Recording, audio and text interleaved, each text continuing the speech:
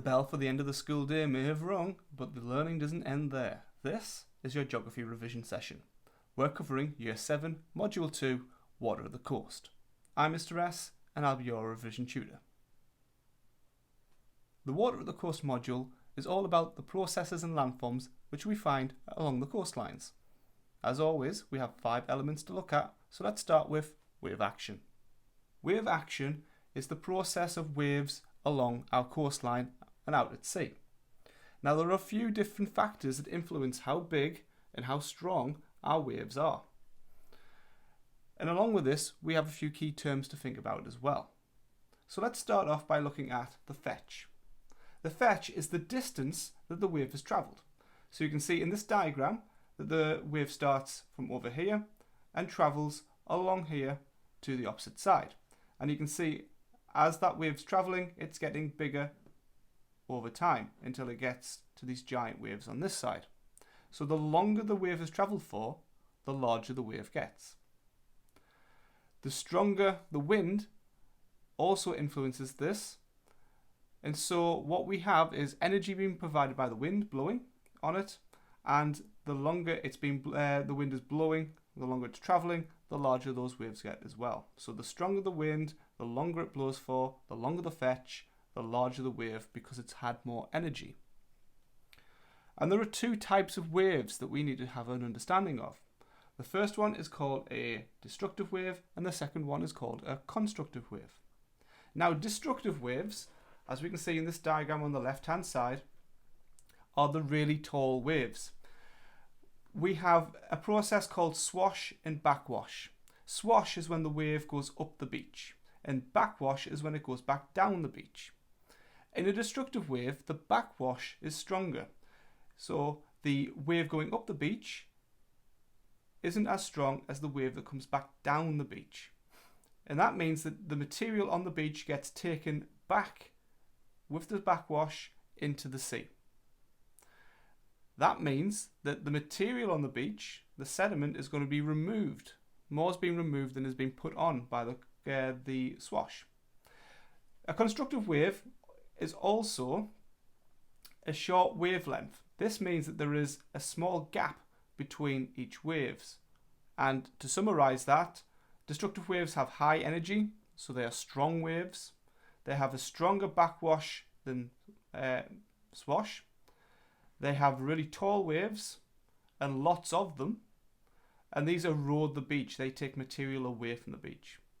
In contrast, constructive waves, which is the diagram on the right hand side, has low energy. These are the gentle waves that you see and ones that you'd probably end up swimming in if you were at the beach. There is a bigger difference, so there's a greater wavelength between each of the waves.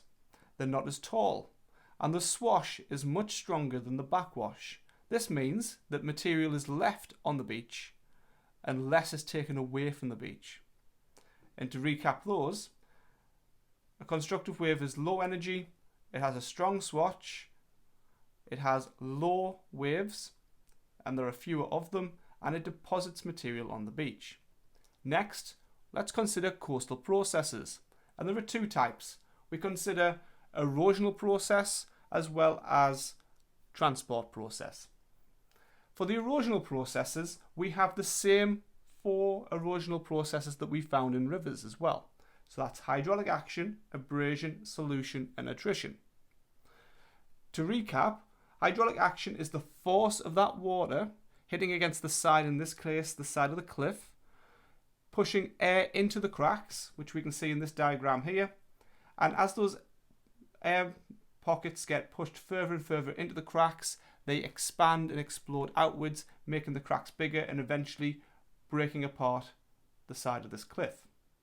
Next, we have abrasion. And abrasion is the sandpaper effect. And that means that we have small pebbles, in this case, in this diagram here, where they are rubbed against the side of the cliff face, making it smoother and also cutting into the side of it as well. The sandpaper effect of actually rubbing against it. Next we have solution. And solution is the acidic nature of the water. So it's slightly acidic, meaning that it dissolves weaker rocks like limestone. And then finally we have attrition. And attrition attacks the smaller material that's floating in the water. So the pebbles and the stones that are picked up by the sea knock against each other, making them smaller and rounder and smoother. And there are two more that we're going to have a look at today as well. And the first one is freeze-thaw. These are a type of weathering. Freeze-thaw is the process when water gets into cracks above the surface of the sea. At night, the temperature drops and that water freezes. And when it freezes, water expands. So the water in those rock cracks are going to expand and make those cracks bigger. And then in the morning, it will melt. And then more water will get in, and the same process continues over and over again. And then eventually, those cracks will split the rock apart and it'll break apart. And then we also have another one called salt crystallization. And this is where during the day water is evaporated from the rocks and it leaves behind the salt in the salt water. And over time this builds up into big salt crystals. And when these are in the cracks and the crevices around the rock face, these salt crystals build up over time and force the cracks bigger as well. And then on the right hand side of the screen we have something called longshore drift. And this is the transport. So these are different to the transport processes that we've discussed in rivers in last module. And it's the only real transportation that we're going to discuss for this module is longshore drift. And we've already discussed this thing called swash and backwash. The swash is this solid arrow moving up the beach, and the backwash is the dotted arrow coming back down the beach. So what's happening here is the swash is influenced by the prevailing wind. That's the general direction the wind is travelling in. Over time, the swash is moved in the same angle up the beach. But you'll notice that the backwash doesn't come down at the same angle. It comes down at the right angle to the beach.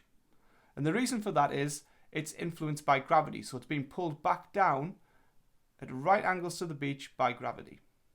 And then the same process happens again.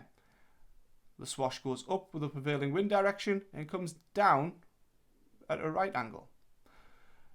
What's happening here is as this wave motion is occurring, there's loads of sediment, so stones, sand, pebbles inside the sea.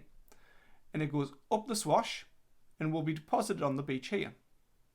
And then the backwash will take some of that material back into the sea and the swash will move it back onto the beach and so on. And what's happening is pebbles and stones that were over here on the beach are slowly being moved down the beach in the direction of the prevailing wind, or the general direction of the prevailing wind. So that's the direction of motion. This is transporting beach material from one side to the other, and that is the process of longshore drift. Next up we have coastal landforms. We're going to have a look first at the landforms that we find on the headland. Now the headland is the rock that sticks out into the sea. It's made of stronger rock than the surrounding area, and over time it's going to take the brunt of the erosion that the sea throws at it. And we're going to look at it in the order that these landforms would occur. So we can see this red dotted line represents where the headland used to be, but it's eroded away over time. And we can see that each of these is sat inside that dotted line. And we'll come on to that, a reason for that in a little bit. So let's start with this one here, cracks and joints. You can see there's some lines on the side of our headland, and that represents some weaknesses from bedding planes and joints. So bedding planes are layers of sedimentary rock that have built up over time. And the gaps between the layers are really, really small, but water can get into them. And over time, it starts to create weaknesses. And the joints are the natural gaps between those that run up and down. As water gets in, it'll start to widen them a little bit. Now, this isn't necessarily a feature, but it's the start of what is to come. So next up, we have a cave. And a cave is formed because these cracks have been attacked by hydraulic action and made bigger. So the cracks become really big and bits of rock fall off until you can create a cave. Now, this is a really big cave, but it will start off as a really small one, which then allows abrasion to occur and hydraulic action to make this cave really big. That process is going to happen on this side of the headland and the other side of the headland at the same time, as the waves come in and crash against the side of each part of the headland. And eventually, those caves will wear away and join together. And that creates what's called an arch. So now we can see right the way through to the other side of the headland as those two caves have joined, and it leaves a little bit of rock above it, and that's called the bridge.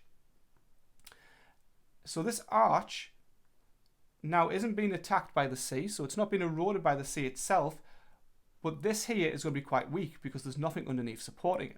So this is where our weathering comes into it. The cracks in the top of the headland will start to get water in them, and freeze thaw will make those cracks bigger. Salt crystallization from seawater that's managed to make its way up will create salt crystals in the cracks, and they will weaken the upper part of this. And over time, it'll become so unsteady that eventually it will collapse. So that's what's happened here. At one point in time, there would have been an arch between this here, creating a bridge up here, and this would have been an arch. So that's all fallen through, and it's left a little pillar of rock standing on its own. The same could be said here. Once this arch falls in, there'll be a pillar of rock here. And this is called a stack, and it stands out on its own in the sea, and it will take the brunt of the erosion from the sea.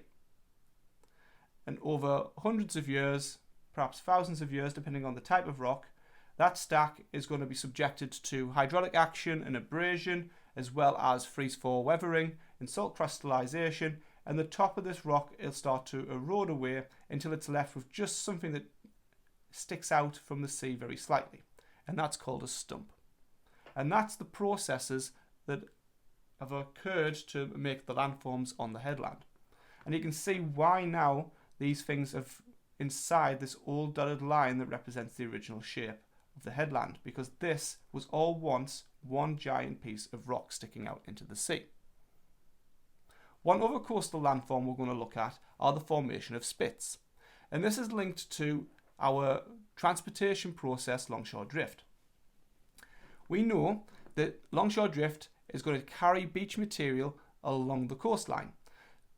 The prevailing wind is going to take the zigzag up the beach, and it's going to carry the material onto the beach. Gravity brings it back down, and that zigzag is going to continue happening until it reaches the edge of the coastline, which at one point in time was here. What happens to the material at this point? Well, it gets dumped into the sea. And that continues to happen, and that material keeps getting dumped into the sea until it builds up and it sticks above the waterline, which means that the longshore drift can now move a little bit further along and then dump more into the sea further over. And that's going to continue until it sticks out right out into the sea as this long bar of sand.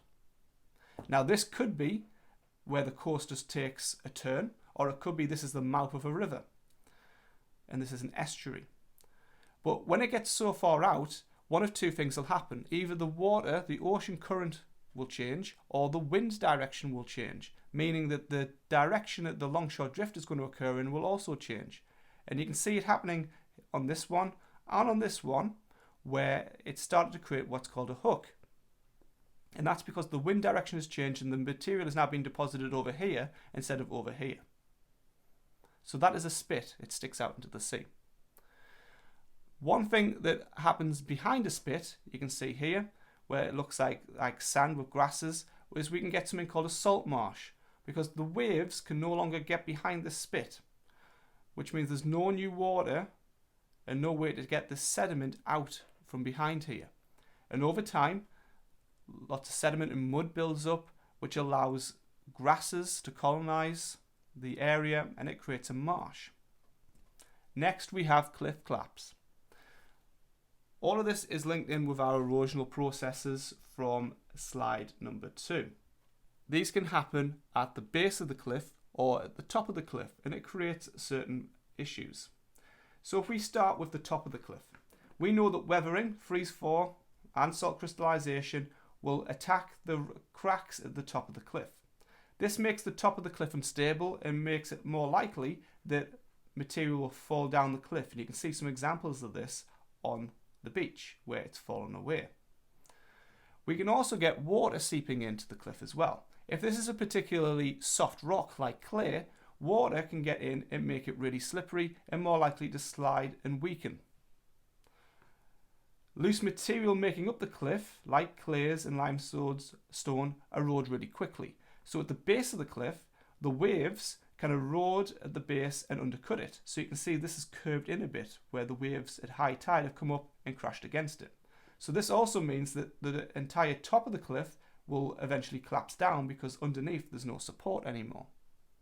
But this can have an impact as well, both socially, economically, as well as an environmental impact, even though it's happening because of nature.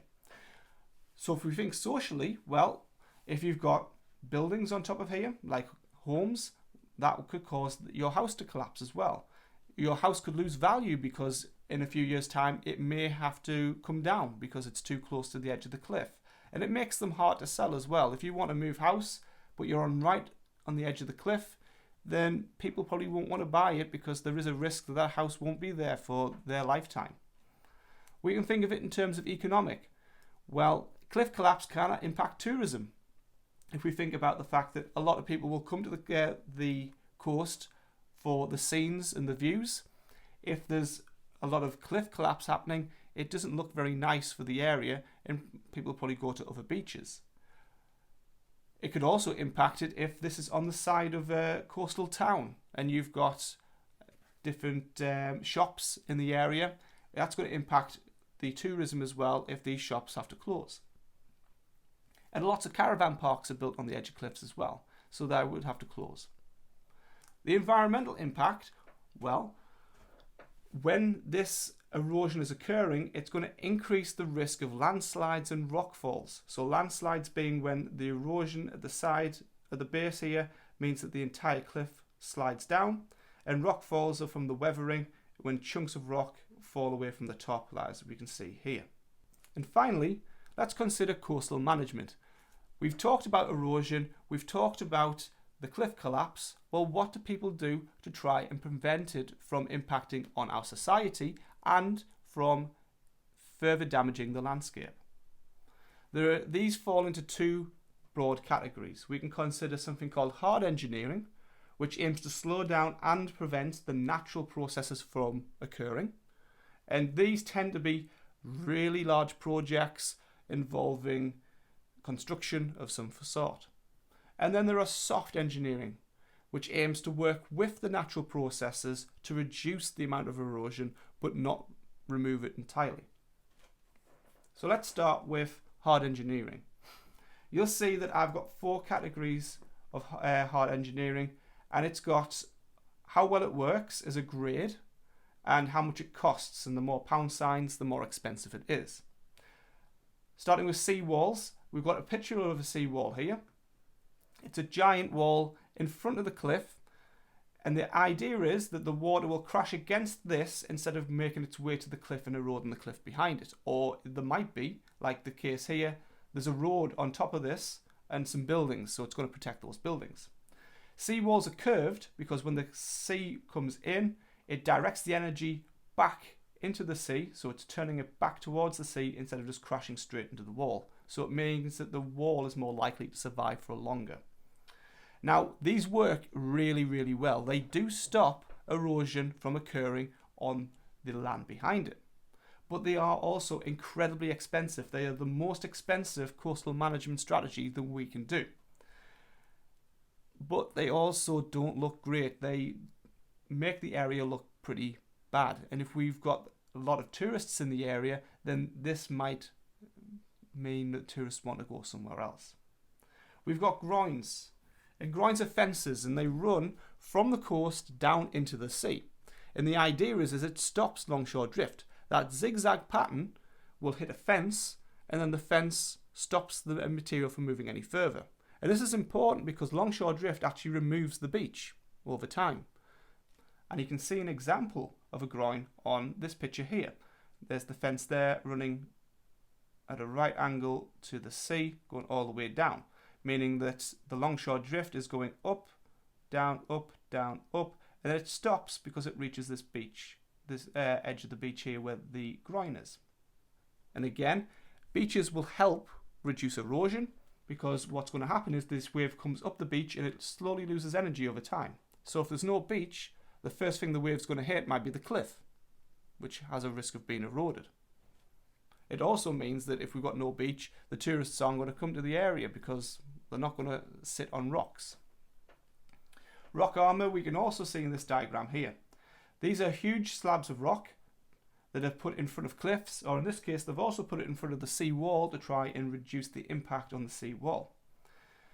The rocks absorb the wave energy, reducing the impact further up the beach. Again, it works okay, and it's relatively expensive, but nothing compared to sea walls or groins.